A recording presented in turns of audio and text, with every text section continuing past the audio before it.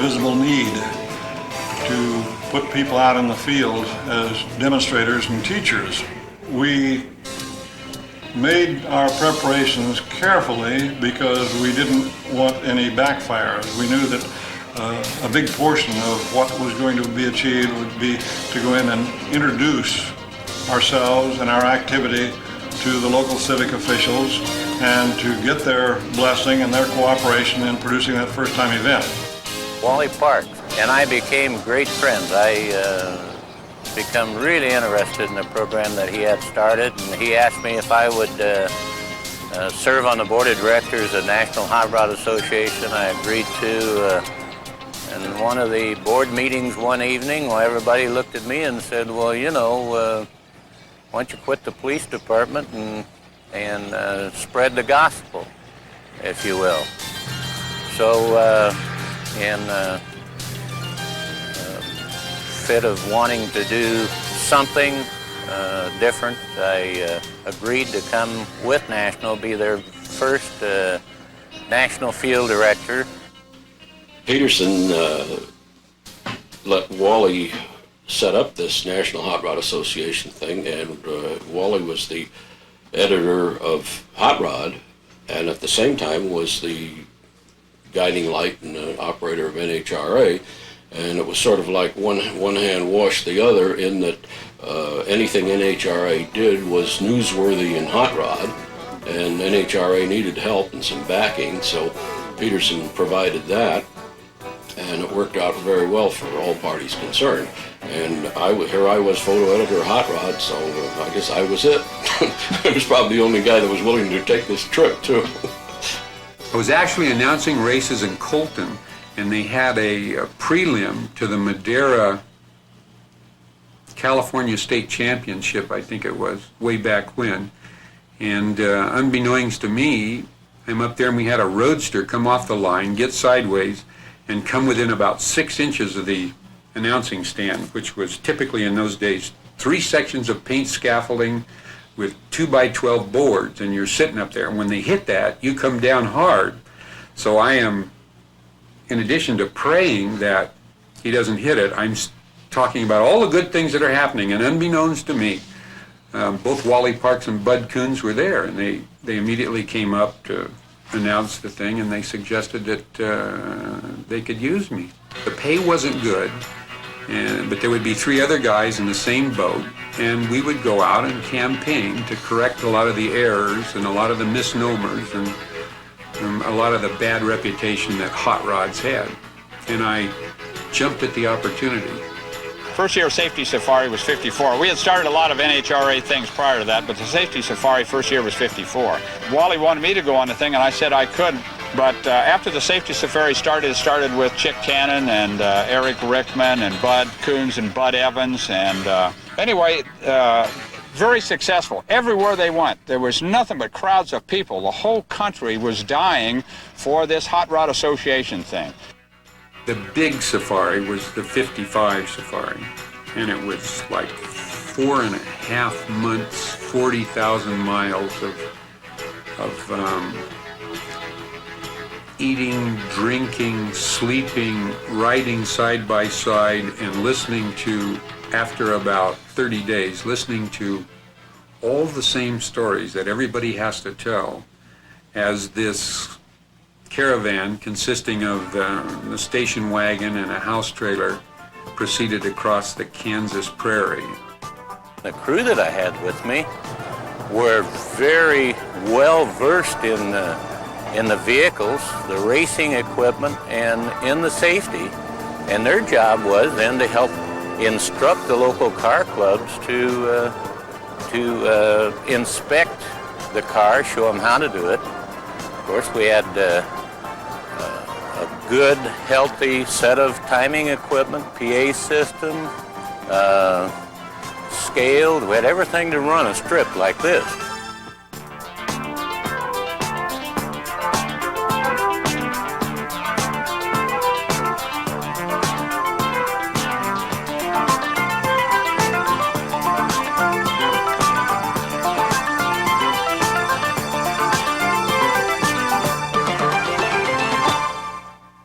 first encounter with the NHRA Safety Safari was in 1954, and I tell you what, it was something that had everybody so excited they couldn't wait to get these guys into town. I think it was just the fact that it was like Muhammad coming to the mountain.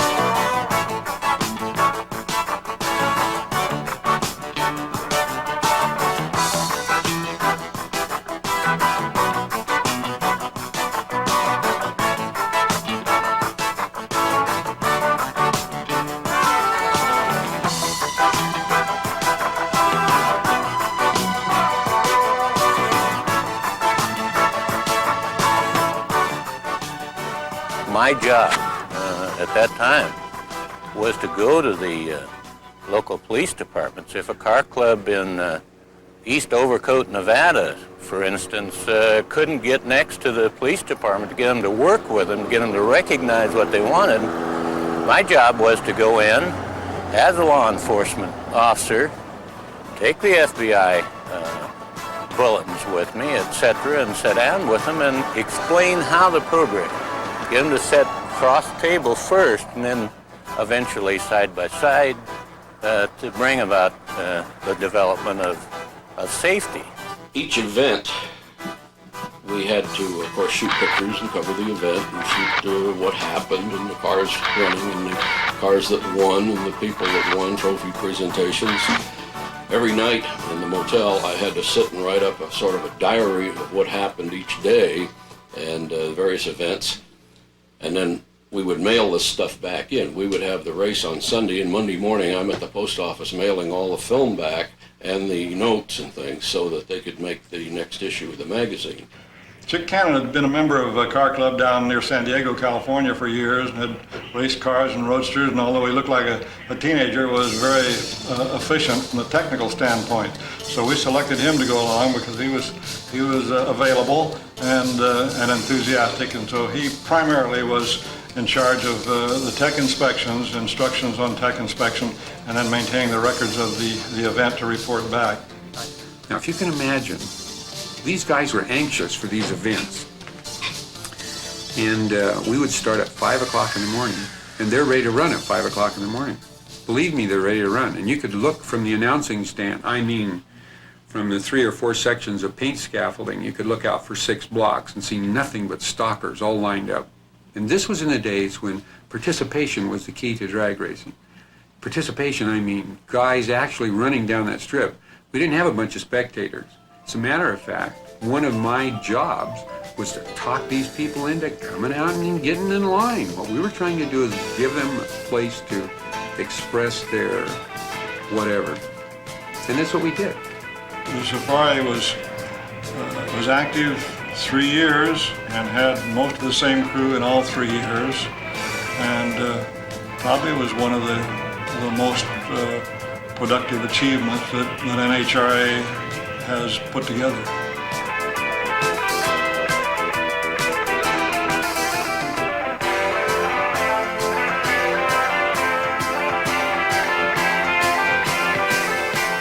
I think there was less street racing in our town after that period when the safari came through. I think the boys spent a little more time working on their cars during the week so they could race on weekends. And they developed a drag strip at Edna, Kansas, and had races there on the weekends.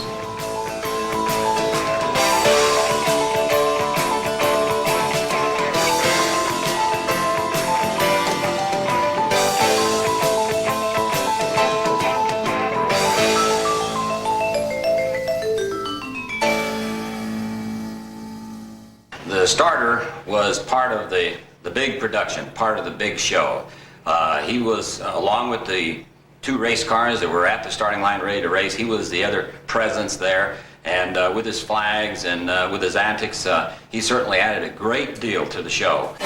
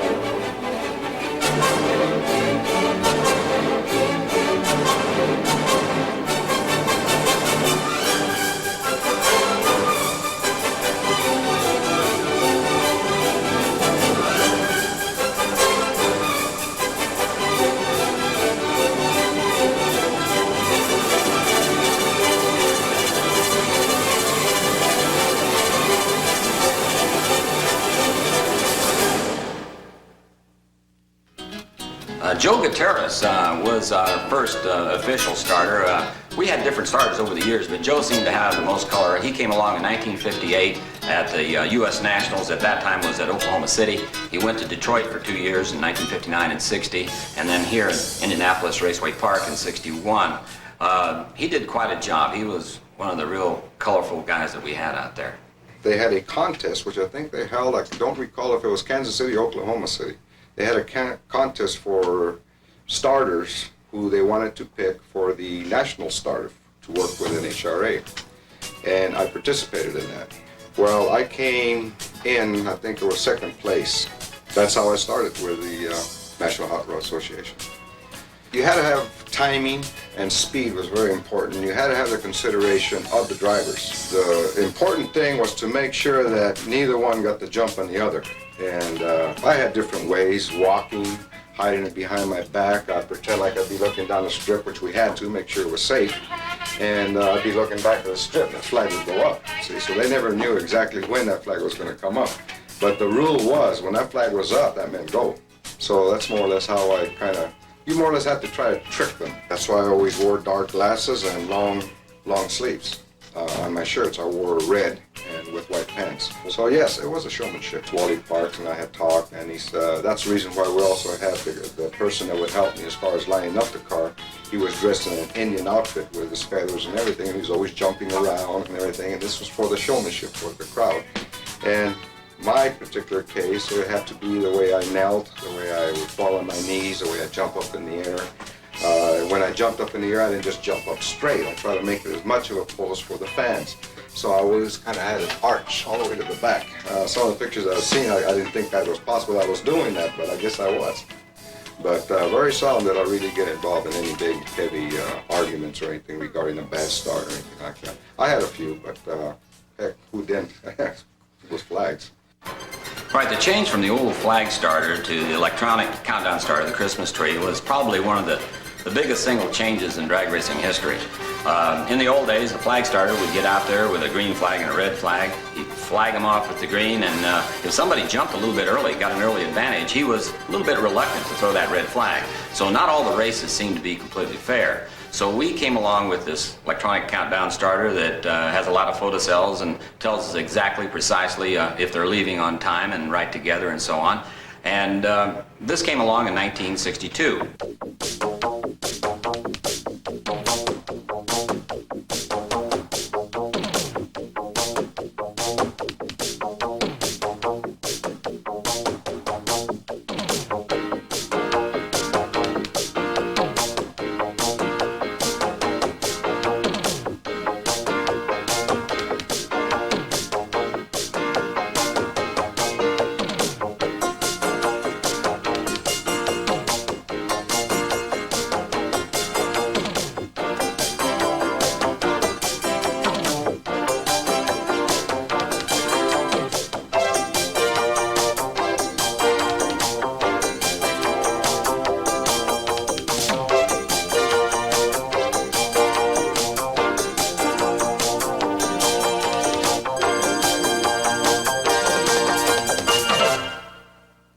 Buster Couch is an individual who has been involved with his job almost since the job was invented.